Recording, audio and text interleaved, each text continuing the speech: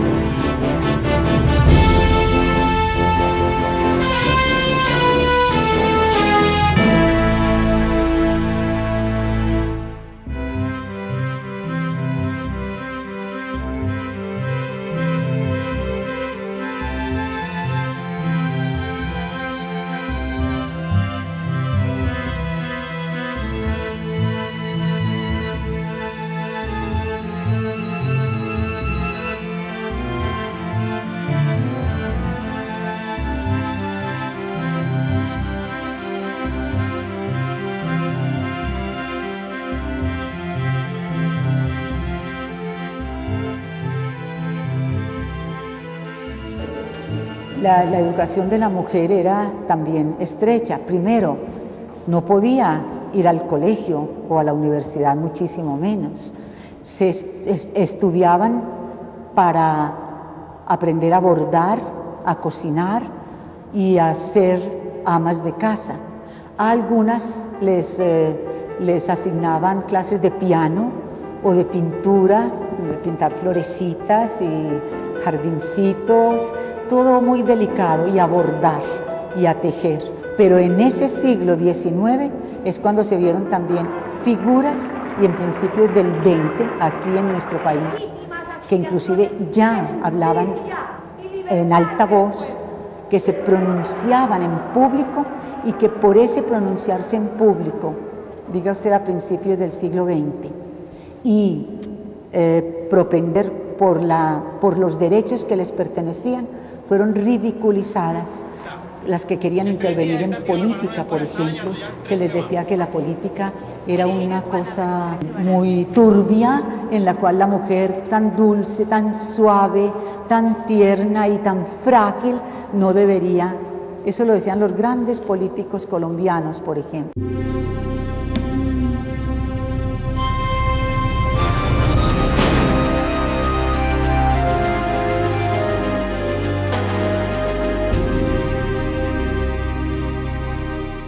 A lo largo de la historia encontramos mujeres que sobrepasan las barreras impuestas por la sociedad por condición de su género. Pero esto no quiere decir que la tarea sea fácil. Cierto personaje de Tomás Carrasquilla representa a una joven con inquietudes intelectuales, Magola Zamudio, vista con recelo por la sociedad de Medellín. De ella dice: era la loca de la casa. Muchas damas piadosas se aterraban. Jesús, una niña que en vez de coser y arreglar la casa, agarraba el libro prohibido, el papelón inmoral. Una intelectual decadente hablando de libros malos con los hombres. Una bacherona, la insoportable, la espiritista, la libre pensadora, la morfinómana. Cualquier día la encontrarán suicidada. ¿A qué abismos habremos de llegar?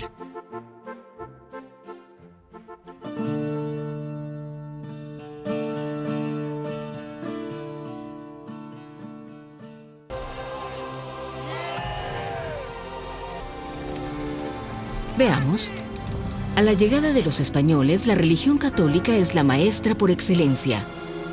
Vienen sacerdotes de diferentes órdenes y más adelante arriban las monjas. Durante la Edad de Oro de la educación en Antioquia, Pedro Justo Berrío y Mariano Ospina Rodríguez contribuyen con un plan de reorganización de la escuela primaria, de la escuela secundaria y de la de artesanías. Además, fundan las escuelas normales, primero la de varones y después, en 1875, la de señoritas. En el siglo XIX empezaban las teorías ya de nuevas pedagogías de Europa, que vinieron monjas, que les dije yo de la presentación en el 76, y que vinieron monjas que a la enseñanza y trajeron métodos para la enseñanza distintos. Entonces establecieron en las normales esas teorías. Entonces, para las mujeres fuera del hogar, no había sino una opción, la de ser maestra.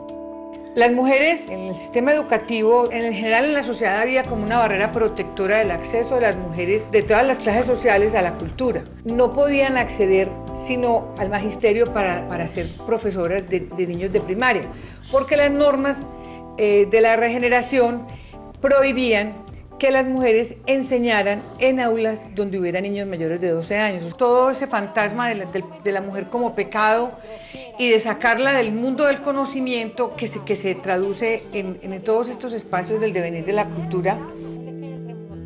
Las mujeres persisten en la tarea de abrirse nuevos espacios. Pero para entrar en el siglo XX, cuando se han superado las guerras, la mujer se enfrenta a un panorama distinto.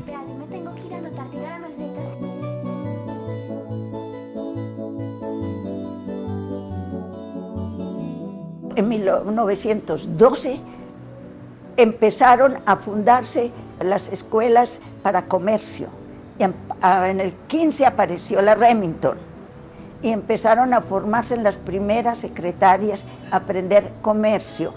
En 1812 es el Colegio de Señoritas, que enseñaba comercio, pero fundamentalmente se enseñaba costura, se enseñaba vestidos, enseñaba manualidades, enseñaba bordado, enseñaba tejidos, cocina, música, es decir, manualidades, pero para preparar para las fábricas no había sino la Remington.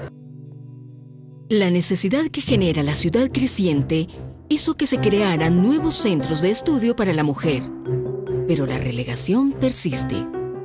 Y los colegios mayores eran para crear estudios superiores propios para la mujer, propios a su condición femenina, propios a su, óigase bien, naturaleza.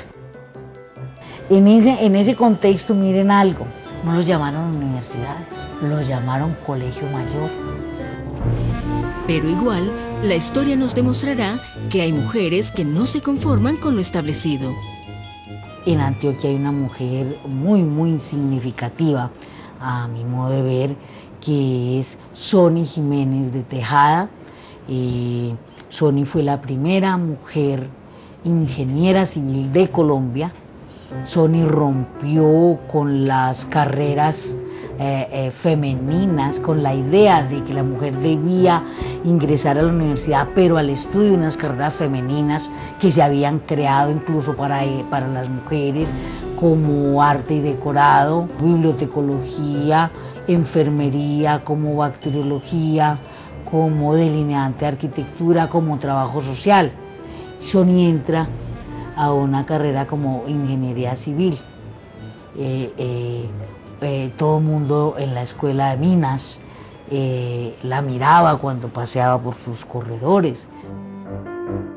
Sonia y su hermana Ruth, estudiantes de dentistería, se convierten en toda una novedad para la homojigata sociedad de los 40. Cuentan que ventanas y balcones se abrían para ver a las jóvenes universitarias salir para clase. Pero ellas no fueron las únicas en esta apuesta por la profesionalización.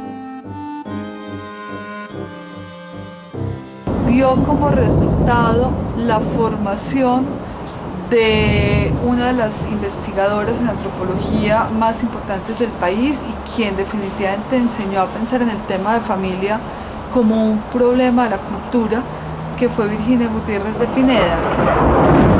A una arqueóloga muy importante, Edith Jiménez, que también fue militante de los partidos socialistas del país. Fue una mujer que jalonó las líneas progresistas en Colombia. Estos y otros casos muestran la determinación de las mujeres que optaron por roles que en la época eran novedosos, que desafiaron convencionalismos.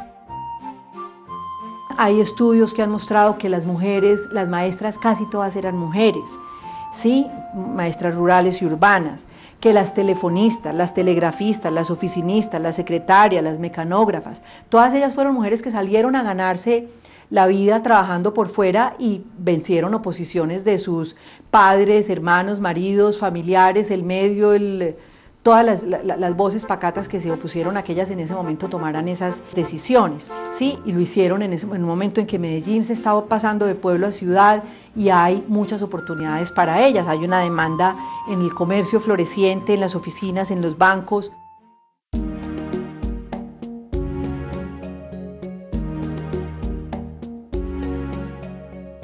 El proceso de la industrialización en Antioquia fue el primer proceso que se dio en el país. Se inició a fines del siglo XIX y a principios del siglo XX. Fue un proceso que tuvo un costo en cuanto a la vida de las personas, en cuanto a los cambios de lo que fueron los ritmos de crecimiento poblacional, de natalidad, de nupcialidad, de mortalidad, que no se han valorado. Se ha tratado de ver como si fueran procesos sin traumatismos y fue un proceso que tuvo muchos traumatismos. Llegan del campo mujeres que buscan una salida económica, pues los pequeños latifundios no dan abasto para la numerosa familia. Y sin un oficio y sin marido, no quedan sino las ofertas laborales de la gran ciudad. Todas estas primeras incipientes industrias en Cervecería Unión, si el 70% de esa fuerza laboral eran mujeres, tenemos que con las mujeres y en relación con el matrimonio y con la posibilidad de ser madres. Solamente las mujeres solteras pueden trabajar.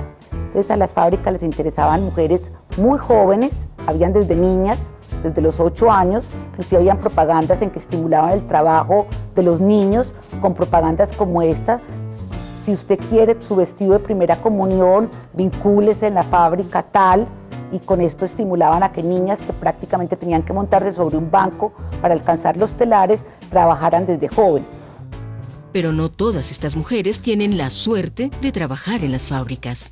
Estas jóvenes migrantes, campesinas, van a tener como único recurso el trabajo doméstico, o sea, una continuación de lo que ha sido su papel tradicional.